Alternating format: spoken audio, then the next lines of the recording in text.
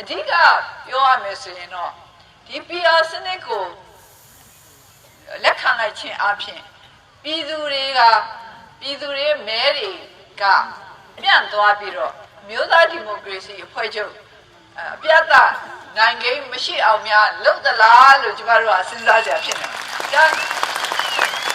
ဒါကျမတို့ဒီလိုပဲစဉ်းစားမိတယ်ဆိုတော့ရိုးရိုးသားသားတင်ပြတာပါ။တခြားလူတွေလည်းစဉ်းစားမိမှာဖြစ်ပါတယ်။ဒါပေမဲ့ကျမတို့ပြည်သူတွေကိုအထင်မသေးပါဘူး။ဘယ်လိုပဲလုပ်လို့မဲမကွဲစေချင်လို့ရှိရင်မကွဲအောင်လုပ်နိုင်တဲ့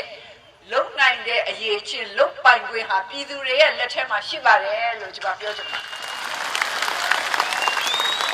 ဒါကြောင့်မလို့ဘယ်လိုစနစ်ပဲပေါ်လာ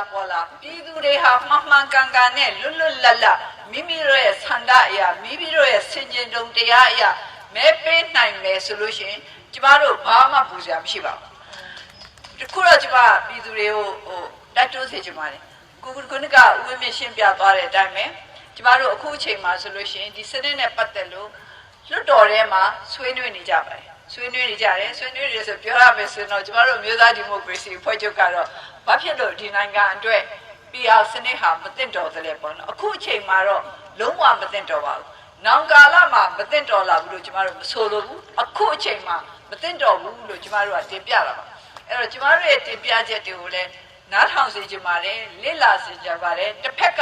ဒီ PR စနစ်ကိုလိုလားတဲ့ကိုယ်စားလှယ်များပါတီများရဲ့တင်ပြချက်တွေကိုလည်းလေ့လာစေချင်ပါတယ်သုံးသပ်စေချင်ပါတယ်နောက်ပြီးမှဘယ်လူကမှန်တယ်ဘယ်သူကပြည်နိုင်ငံပေါ်မှာစေနာထားပြီးတော့ပြောတယ်ဆိုတာပြည်သူတွေကဆုံးဖြတ်ပါ